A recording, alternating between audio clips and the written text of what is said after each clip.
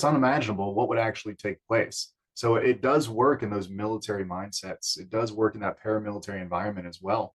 Another cool thing that we do is a values exercise, and it's one of those things that we usually offer for free. And we ask the question, when was the last time you violated your own values? And when was the last time you overstepped, violated, or just abused the values of your team?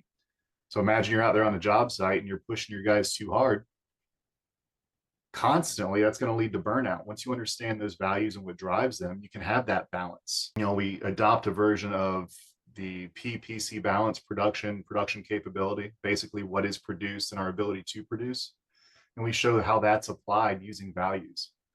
So whatever we can do to, again, build those authentic connections, it's going to directly impact your bottom line and the overall quality of work. And I think values is something that we definitely don't talk about enough, especially personal values, understanding who you are, what you like, what those look like. I know I have my own that align with my business, but I think a lot of people don't even have their own personal values, and that makes that kind of stuff, what you're talking about, really hard.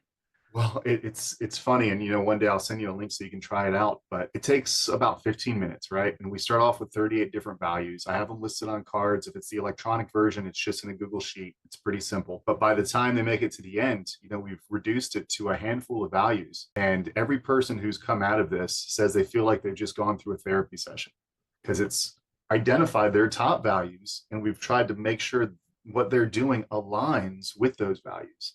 You and I were talking earlier. Those Marine Corps times, those were some of the best times in our lives. Maybe not always the most fun, but still some of those best times. Or even being out there, working in the heat, in that construction industry, in the transportation industry, wherever we may be. But when you're actually seeing that impact, you feel good. Now, how many times have you seen somebody who's good at what they do, but there's no passion, there's no drive? They're not going to do well. They burn out. That it spreads like a cancer, that negativity. So sometimes we've got to repurpose them, help them figure out what really matters to them. I like the word repurpose.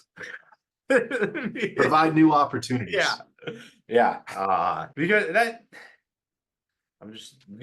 that's something that I've worked through in the past from a company level and a personal level, is like, you have to find that and you have to give it to people.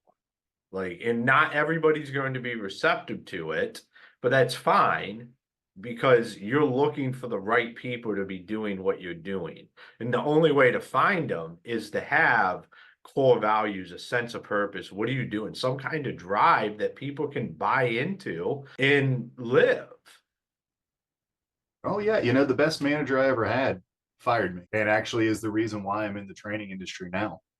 He told me, plain and simple, Brent, you're great at teaching people, but you have no passion when it comes to doing it every single day. Because I like change. I like to see things. I like to help develop people.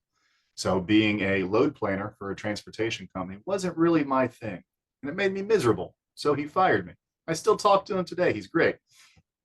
Well, no, that makes sense, because we all have the stuff that we just don't have no desire for. I'm not a huge salesperson.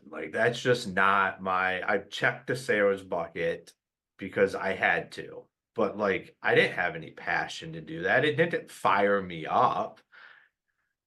I think some people, they hear this, if you're not good at something, keep practicing, you're going to get good at it. And that's true to an extent.